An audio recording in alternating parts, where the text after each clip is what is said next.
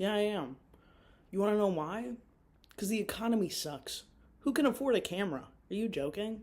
Anyways, my name's Amira. I'm a 20 something in Chicago. Um, and I just find myself talking to myself a lot because I enjoy my company. And you and I, camera, you and I, we go way back. I've been wanting to make videos for forever. And honestly, this is a time for me to finally rip off that band aid. And one of the first things I really want to talk about that's been on my mind lately has been the futility of morals in the West, or like the futility of morale, the futility of being a good person. And futile just means like to no end, like it it it ends up serving no purpose. It ends up doing nothing for you, and it feels like it's really futile to be a good person. It really does.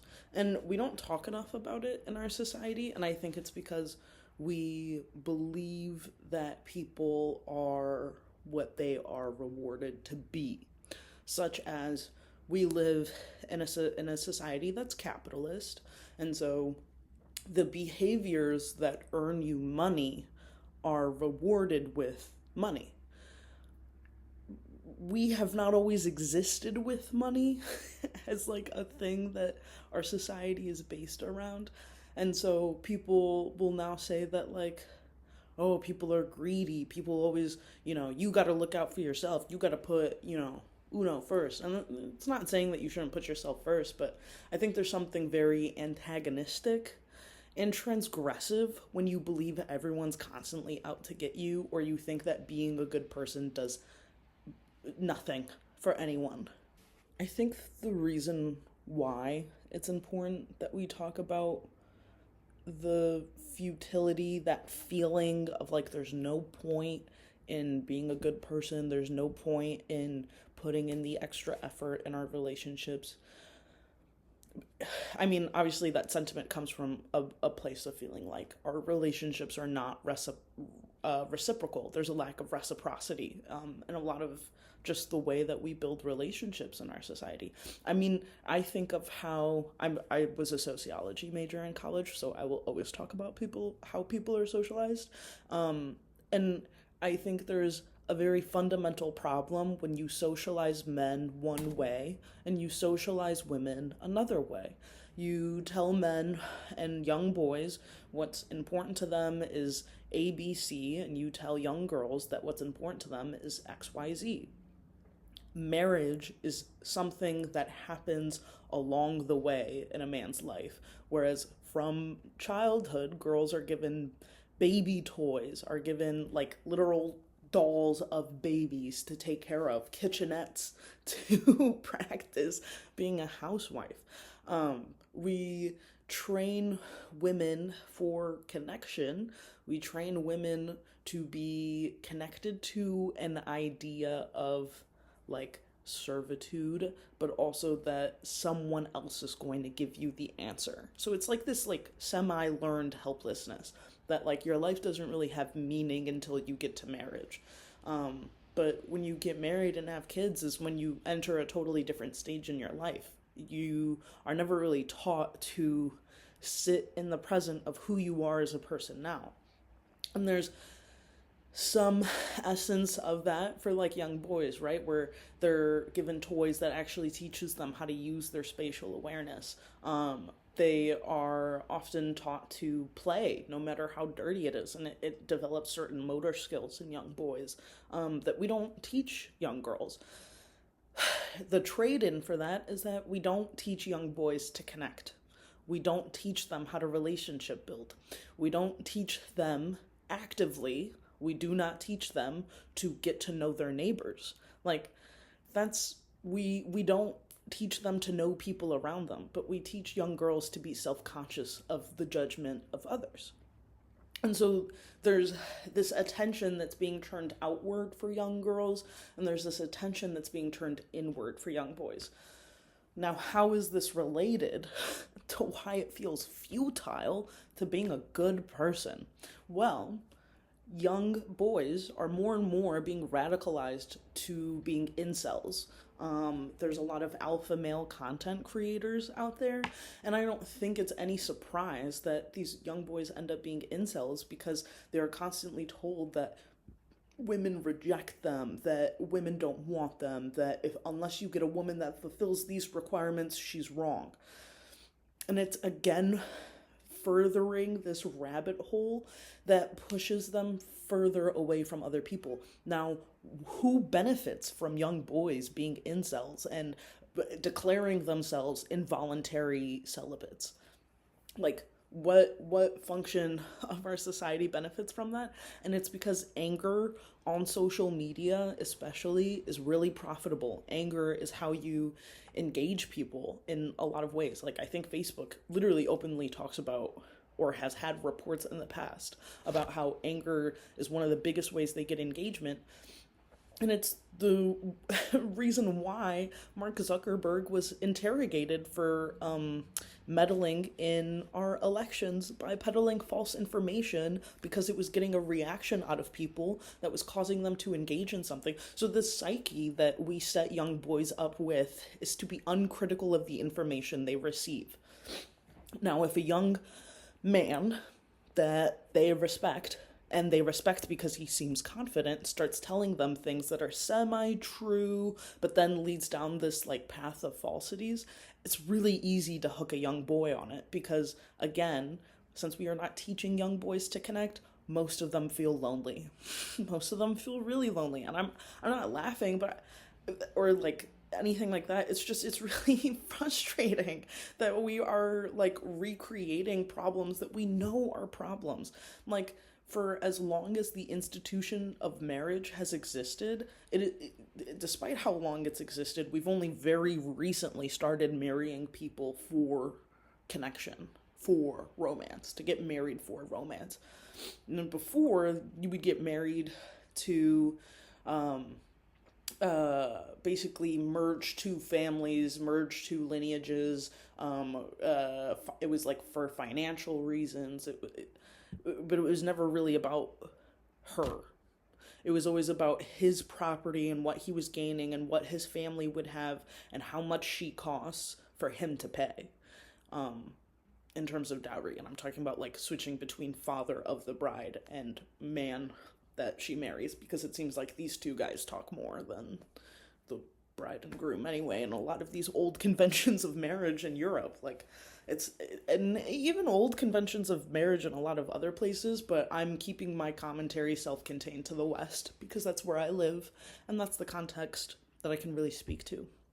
Now, again, the narrative of what we like have online in terms of it being a right-wing pipeline, the other end of that is that because you have half the population not socialized for connection and furthering their own loneliness because it's really profitable to rage bait people, you now have women kind of being treated like secondary consumers, almost like they are being shunted out of the discourse, but further into this world of anorexia, GLP-1s, getting skinnier, becoming more, reserved. And now this year we've had Euphoria had a marriage. The drama is about a wedding. I mean, we're seeing like serious PR damage was done to marriage and the institution of marriage. And Hollywood is very much trying to reintroduce the idea of marriage into our public consciousness. But what specifically about marriage? It's about making it through regardless of the conflict. That's what it is. It's about how, yeah, he's gonna crash out at you or for you, but you guys will always end up together. And it's because he accepts you the way you are. Person who did kind of nothing wrong, has a lot of internal issues maybe. Versus the other person who has externalized their harm.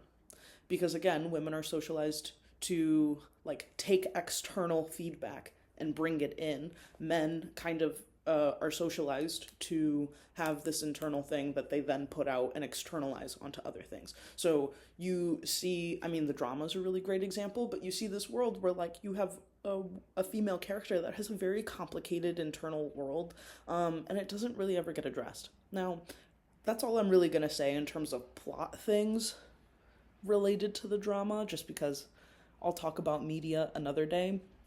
But the fact that marriage is present in our media right now, as we are seeing a male loneliness crisis, people being radicalized on opposite sides of the internet while saying the same things or having similar values, we are in a very divisive time. And it doesn't feel good to be a good person. So what real motivation is there? I also think about like how casually we have really sat in this culture of violence. This is a very me and my personal opinion for some of the things I'm going to say next, and if you disagree, that's totally fine. I think for consent sexually, there has to be three things present. It has to be present, like it has to be there. Someone had to say yes. Both people had to say yes. Ideally, everyone says yes, right? Everyone says yes. It's like pie. It's pie. It's present, it's informed, and it's eager or enthusiastic. I mean, everyone has different acronyms for how they describe consent. Present, informed, eager. When someone cheats on someone, and they return to that person that they cheated on and continue the relationship, I hate to break it to you guys, it's a form of assault. It is a form of SA, because are you continuing in that relationship and the other person, are they giving informed consent? No, not really anymore. If they knew that you were being unfaithful, would they continue having sex with you? Probably not. So cheating is so present in our culture, and almost it's like a canon event that every man like cheats or every woman gets cheated on. I've had so many women in my life talk about getting cheated on, and it's not just contained to women, right? Men get cheated on too. Sometimes by other women, sometimes by other men. It doesn't really have anything to do necessarily with it being in one hypothetical situation or another, but there is a very clear general trend that men are cheating more. Men assault women more. Men rape women more. And it seems to be that that is where the ratios lie in that assault. Now, men are also committing suicide more. Men are lonelier than ever. And it's because, again, men are not socialized to connect. They are socialized to dominate and to do power plays. To not be dominated, to dominate, to have something, to not have something. It's very in this material world that is, again, external and not at all self-reflective. It does not turn in, it just only ever goes out. So if you are around a man that ever has anger issues, you know, because he makes it your problem. Have you been around a woman that has anger issues? Most likely, she just doesn't take it out on you, and probably ended up with an autoimmune disorder of some kind. A lot of women actually repress their emotions and develop chronic illnesses, and it's very unfortunate. I happen to be one of them, and so is my mom. And it seems to be like we just run in a line of it. And it seems like if we lived in a world where women were allowed to express freely, do the things they wanted freely, were able to self-actualize freely, maybe they would have less health complications. Now, back to the point of cheating. Why did I bring up cheating? Well, someone really famous did just get cheated on, Mike the Stallion. I love her, but the point is really truly not about her. The point is the trauma of betrayal and how we want our power back, and dating without being ready to, because you are falling to your whims without self-reflection. Like, to be an adult that is ready to date is to be a person that is able to self-reflect.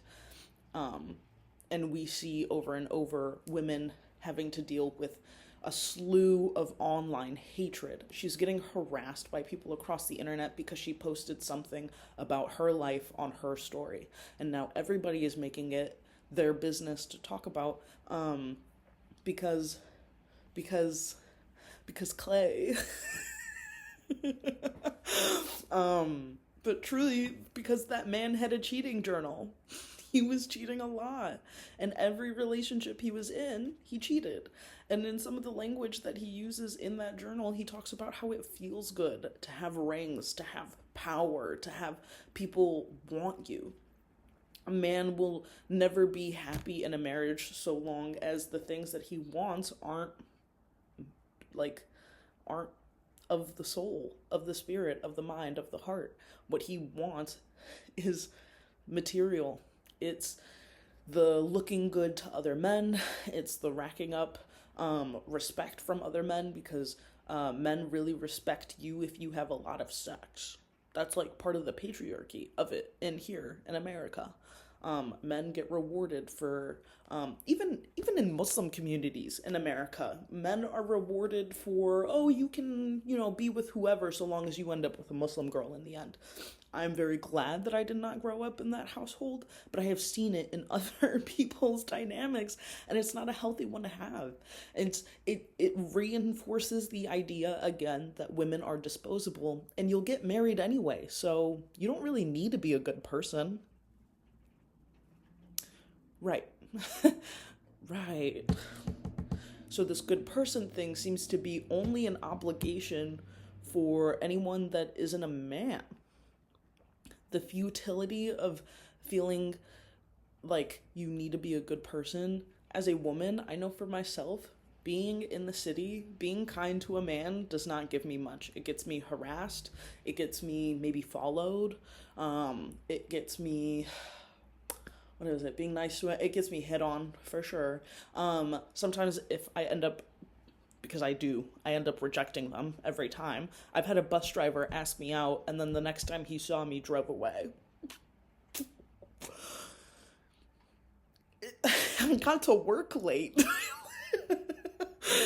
So it didn't matter to him. There's no harm in that for him. He just didn't pick me up.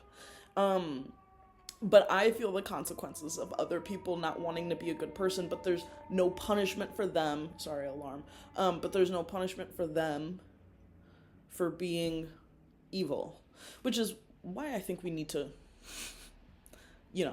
in light of reciprocity, in light of giving what you get and getting what you give, I just think that it's all right to advocate for yourself. A lot of women, from what I have seen, are learning that at all ages.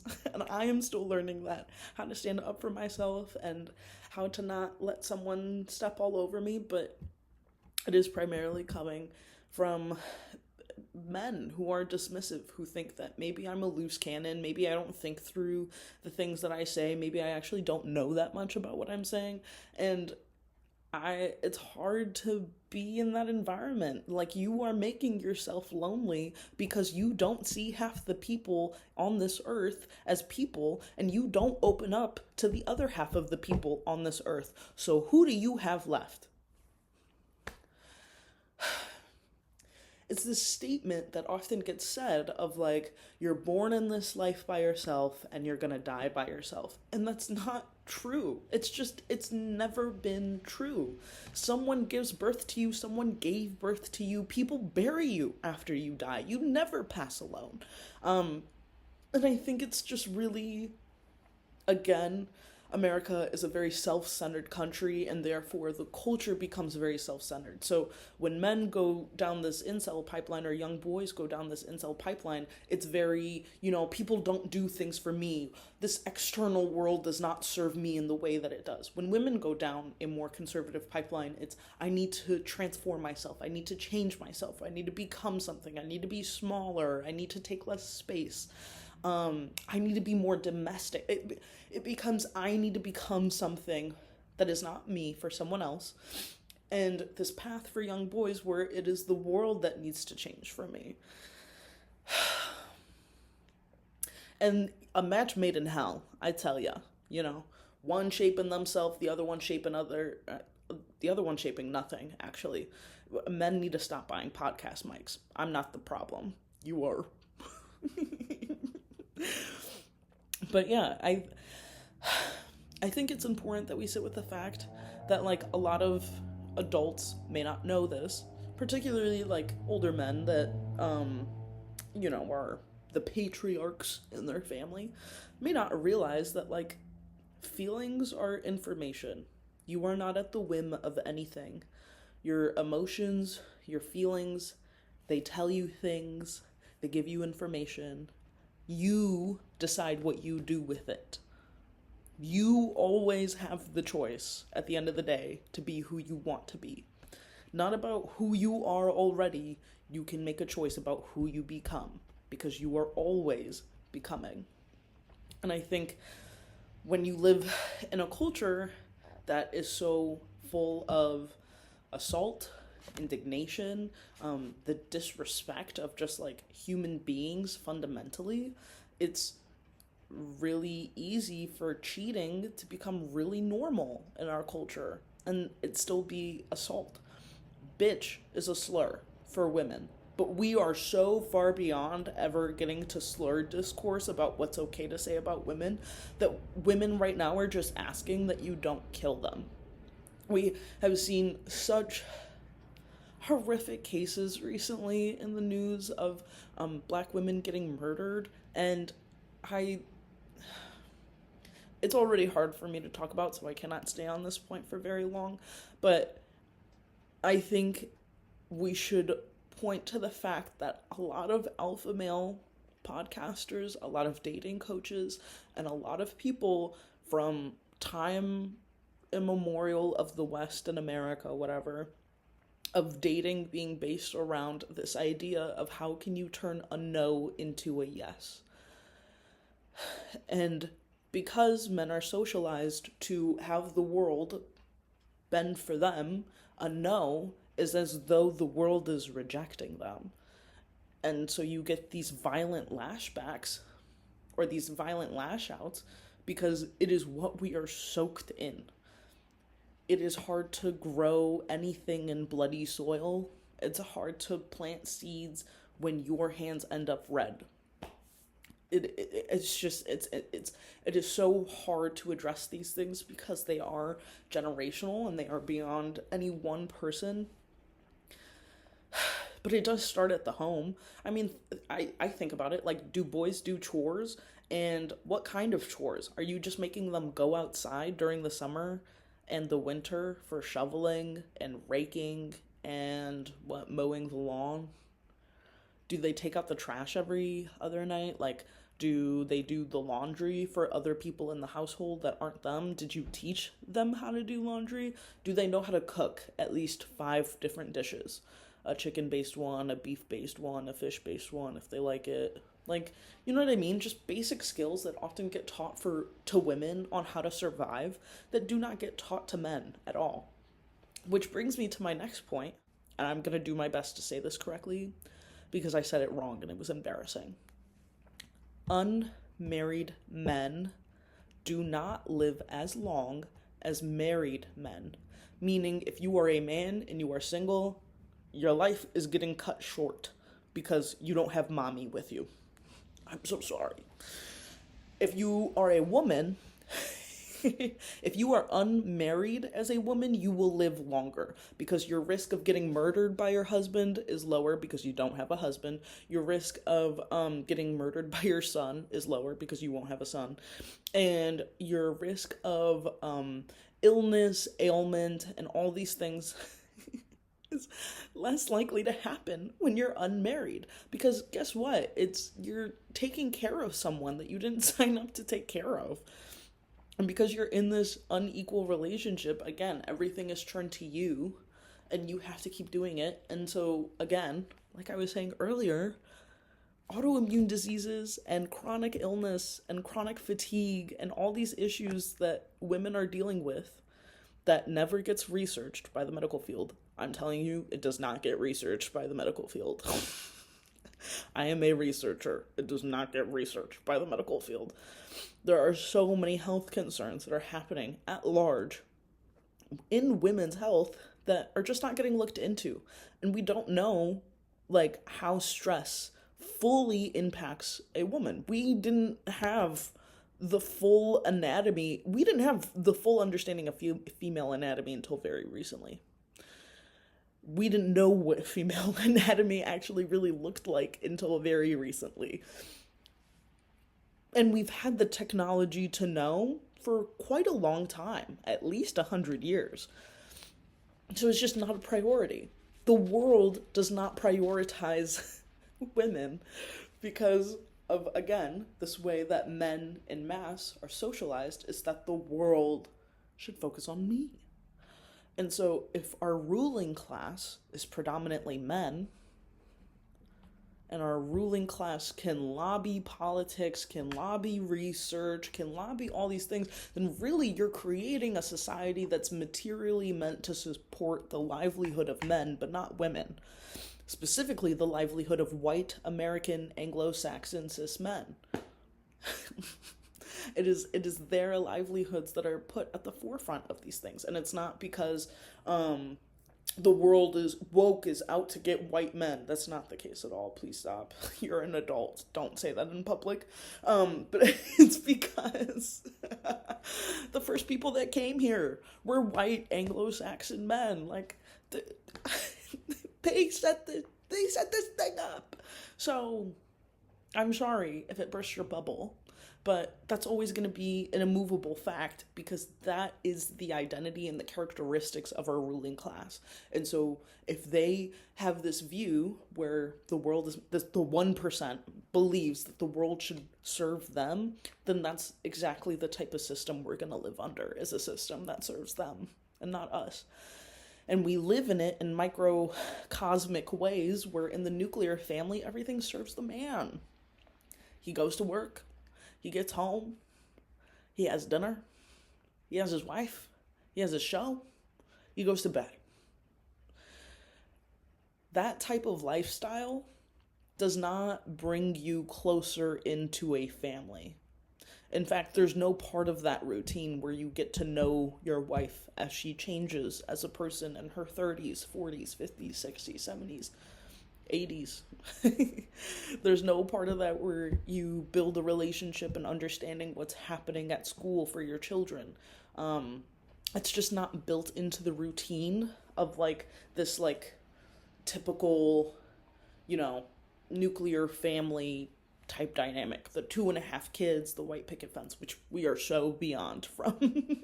But this dynamic that allows men to wake up, work, come home, eat, sleep, wake up, work, home, eat, sleep, is actually a very clear routine that does not allow for connection. And because of that, it makes it easier to draft you. It makes it easier for the government to send you into the military and to fight in pointless wars because all you ever did was work anyway. It's not like your wife's really going to miss you. You don't know her. You haven't gotten to know her. And meanwhile, you have the woman of the household raising children, passing on these values and ideals, and reinstating this cultural thing over and over again. And that's the generational cycle of something that we're moving away from. I just really want us to be aware when we see media that promotes marriage and not companionship, that promotes friend groups but not friendship.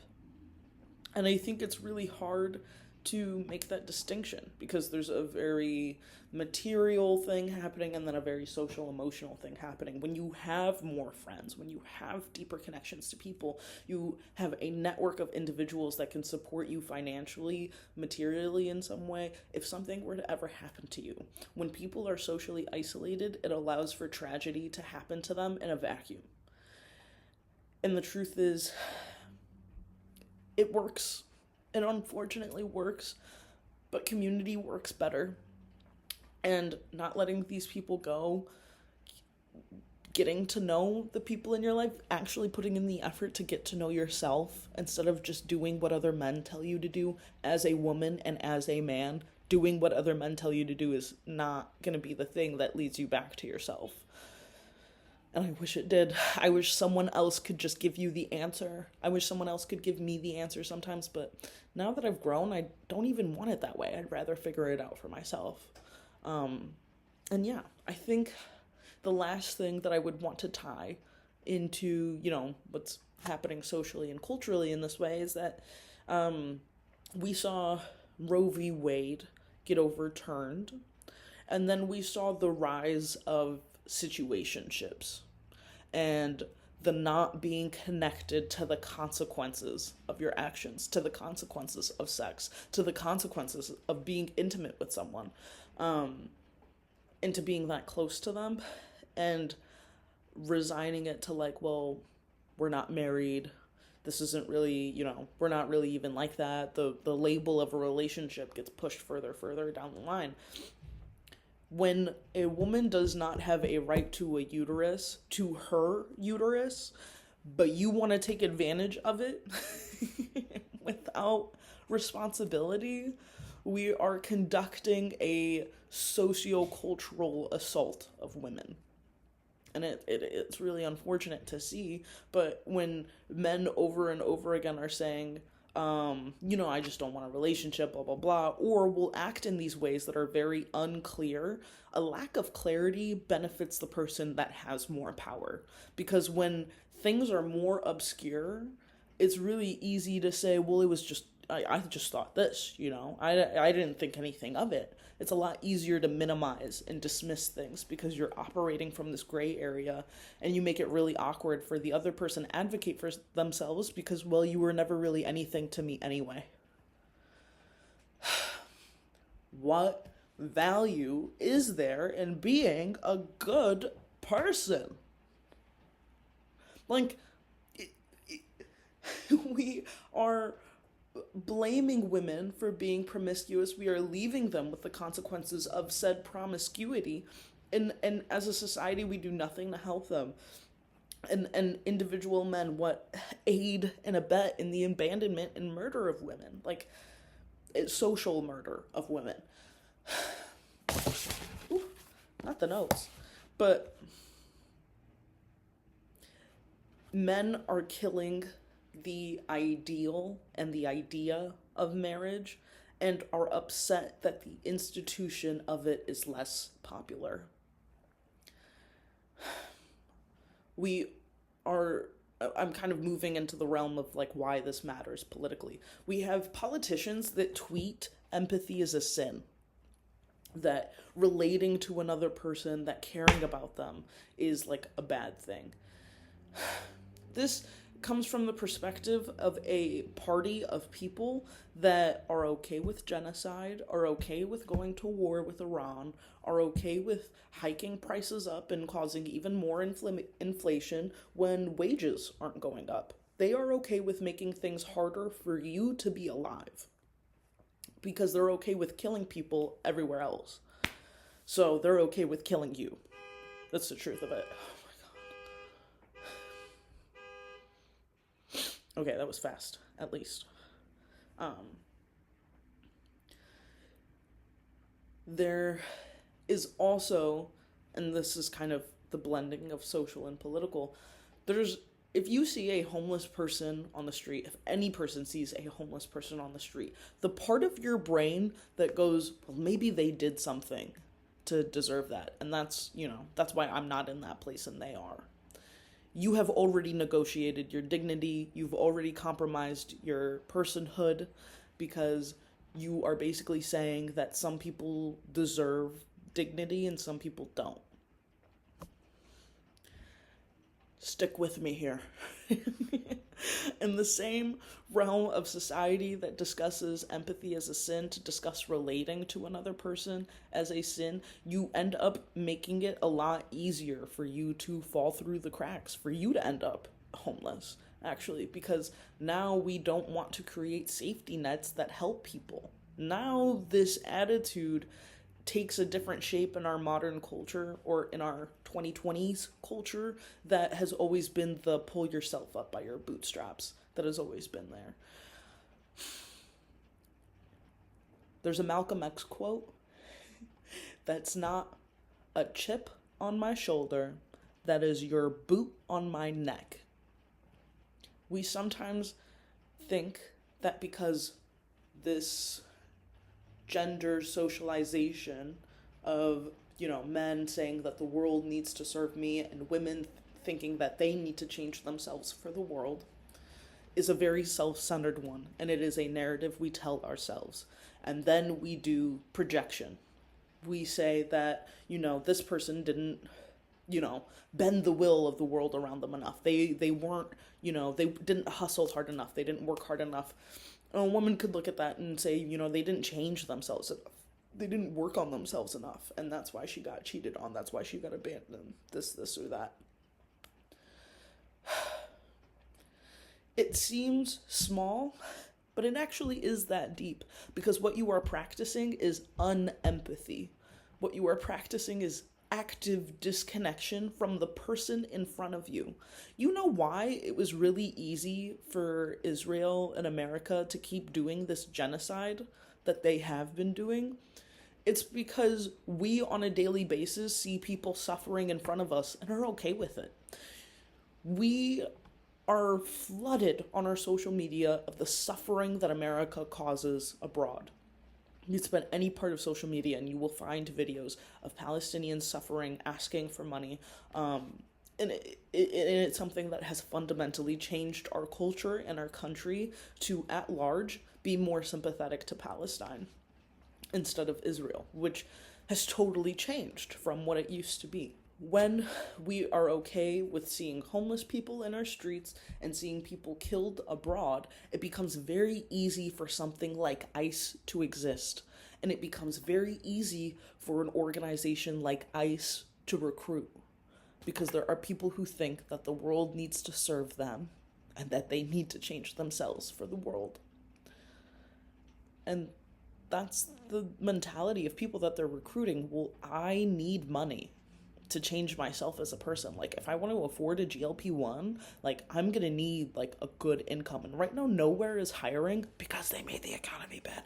Right now nowhere is hiring, so maybe I could work for ICE. There's even men that work for ICE, and it's because they're recruiting Proud Boys, they're recruiting incels, they're not vetting you. I mean, there's plenty of videos and evidence out there that it's not like it's the most thorough interview process. They really will take anyone because they need everyone and as many people as possible because they're so unpopular. So much so that they're rebranding to the nice. Now, why if being, my finger being right here, if being a good person is so futile, what's the PR value of renaming yourself to nice? It's not gonna catch on. Spoiler alert, it's just not. I mean, they could try, but no, no. Now, to the other component of just some thoughts I've been sitting with in terms of why it feels like it doesn't feel good to be a good person. And the other component of it is economically and financially. Because what value is there in giving your money to someone right now? What value is there in donating right now when that's less money that you could be spending on groceries? We are in such a horrible position right now in terms of being in a really awful economic depression. We are in dire straits. The 1% has had the biggest, the most massive transfer of wealth from the poor to the rich since COVID. I don't know about you, but things haven't gotten cheaper since COVID.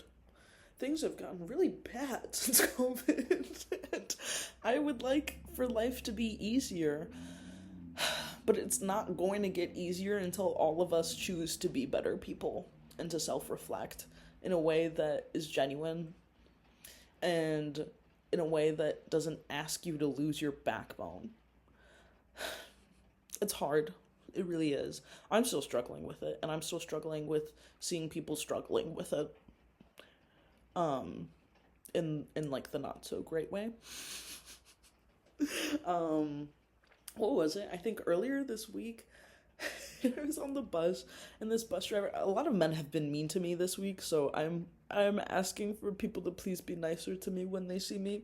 But I was literally on a bus, and the bus driver was going to drop me off at the wrong part. He was going to drop me off in the middle of the street instead of dropping me off at the stop, which is illegal and not allowed. And kept talking down to me and started mansplaining what a street is. And I didn't give up. I was like, I'd like to be dropped off at my stop, please. He was like, whatever you want, lady. I guess that's what you want. We are becoming very callous. Because since our goodness, our kindness is not really given this reward, because we do not prioritize our internal world, we don't prioritize the richness, the complexity of our internal world, we are left with these very callous and empty interactions that don't build oneself and don't build anything, that are actually really destructive, in the same way that our culture is pretty destructive when it comes to relationship building. We do it in small ways and in big ways. We do it in the way that we view people outside of this country. We don't give them their own voice. I don't really ever recall ever seeing like an Iraqi journalist on TV during the Iraq War. We don't really give a voice to the other unless it's controlled, unless it's in clips, unless it's like spliced up in the favor of the opposing thing that's trying to cherry pick them.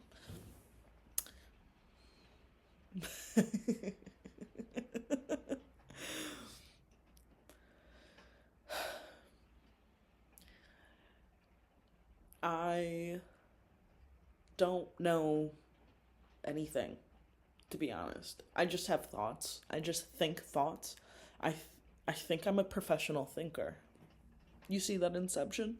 And I just like thinking out loud. I'd like to share my thoughts. The whole point of this is that we can chit chat about it together. And if you'd like to leave a comment, you can. You can. And if you made it this far, it's probably because you want to know how I'm doing. And I'll tell you how I'm doing. My back hurts.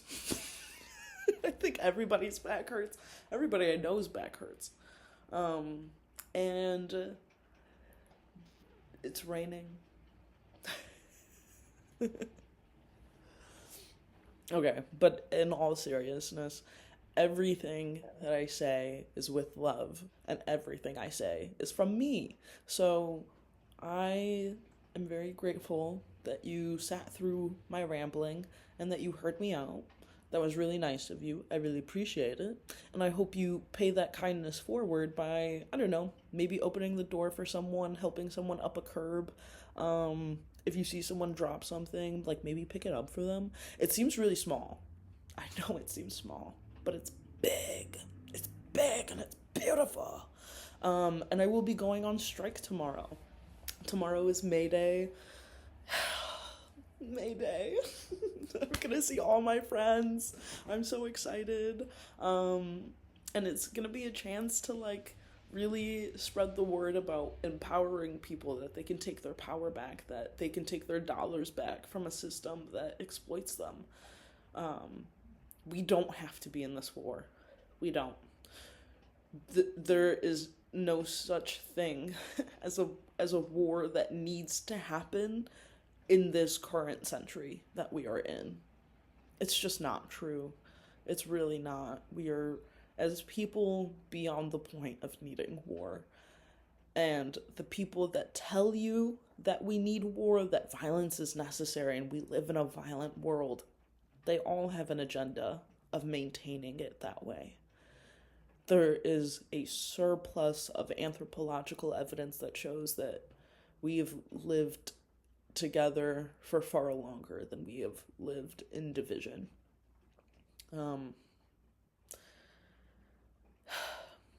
hope you think about someone who you really appreciate.